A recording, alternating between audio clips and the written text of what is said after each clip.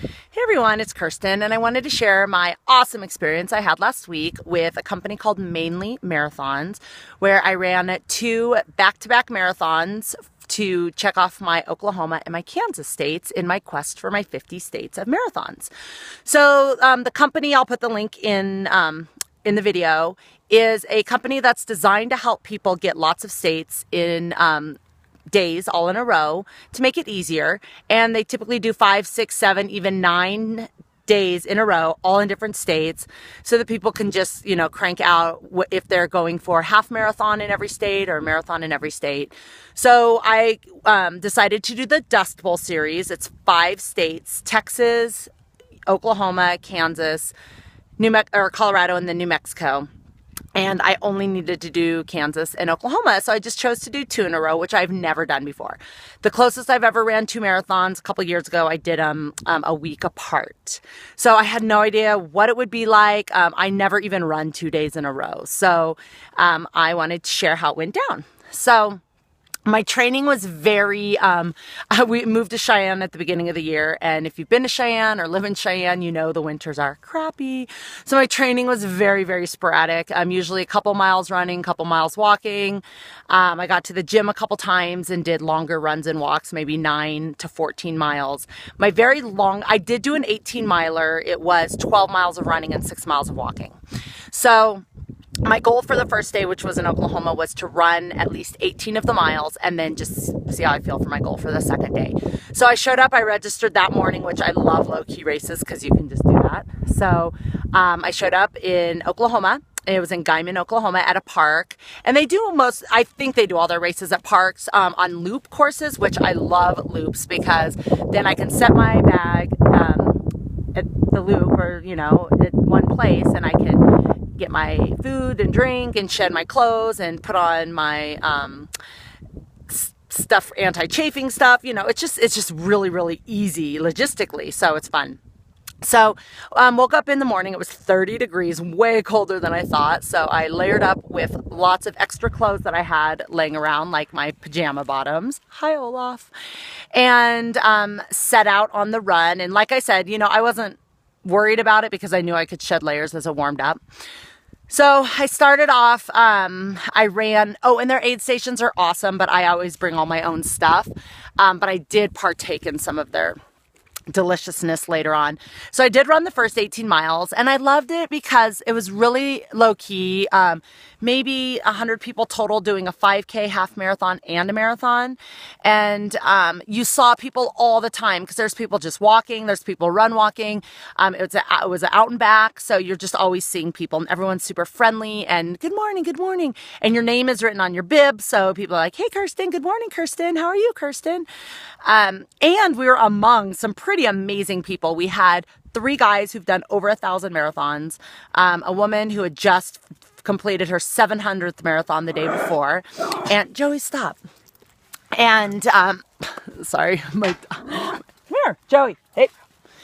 And I don't even know where I was. Oh yeah. And so, we were among some pretty amazing people, and I talked to people. This was their 3rd time doing all 50 states. And it's my first, this was my 19th or my 20th state. So I was really happy. I ran the 18 miles and then I walked the last, No. Sorry. I ran 20 miles. Then I walked the last 6. So my total time was 4:47. I ran 20 miles before I had to walk. I was super, super happy with that. But then after the race, my legs were so sore. My joints were really, really sore, my knees and my hips. So I got in the car. I drove to Ulysses, Kansas, where I kind of overestimated what food I would eat. And I didn't bring enough food from Whole Foods, where I actually was the day before. I should have just grabbed more food, but I didn't. So I ended up eating kind of crappy food that night. Oh, well, luckily right after my race, I had a Shakeology shake, the recovery drink that I drank. And I had another one when I got to my hotel, and then I took an ice bath, which always helps, and then went and found some subpar food. And then had a hard time going to bed because my legs were so sore. And when I would get up and go to the bathroom during the night, I could barely bend down to go to the bathroom. So I had no idea if I'd even be able to like walk the marathon the next day. So ended up getting up. Since I knew it was super low key, I slept in and got to the race like 10 minutes before it started, which again, another thing I love about small low key races. And I was feeling a little better. Like I could easily walk, but I'm like, you know what? I'm going to try to jog a little. So my goal was to initially to jog 6 miles. So I jogged the first 6 miles and then I'm like, okay, I'm going to jog to 10. So I jogged 4 more miles and then I was starting to get super, super tired. So I was walk running. Luckily, so were a lot of other people. So we were chit chatting and, I was building my energy on that. And this was out and back. It was a 14 loop course. The day before was a 12 loop course. So every time I came back, I drank my E&E to give me some electrolytes and some energy. And then after the 10 miles, I started walking a lot, walk running. And I did that for about 8 miles. Then I drank a Shakeology because I was getting hungry and gave me tons of energy. I started feeling good. I'm like, I'm going to jog a little more. And I actually ended up jogging the whole rest of the race. So I jogged over 18 miles of the second race, which surprised me like crazy. I was super tired after. Toward the end, I was eating a lot of, they had olives and pickles at the aid station, which were amazing during a run. And so I was eating the olives and pickles because they were super salty and not sweet. And then I was eating some licorice and some things I normally don't eat. So my stomach was a little upset. But after that, I had to get on the road right away because I had to be somewhere in 3 hours. And it was a 3.5 hours. It was a 3.5 hour drive. So the toughest part of the whole thing was driving that second day. So my ultimate goal is to do 7 marathons in 7 days in October. So this was a really good learning experience of what I need to do. One of which, not drive myself with a standard car where I have to shift all the time. So, that was the hardest part of the whole thing is driving after the second day. My legs were just mostly my joints. My muscles felt okay. They were just tired. But my knees and my hips were super, super achy. So, I had a little bit of a better meal. Again, I drank my shake after. When I got to my next hotel, I drank another shake and then had another subpar meal because I was still in a small town. So the things I would take away for sure are to bring lots and lots and lots of good, healthy food.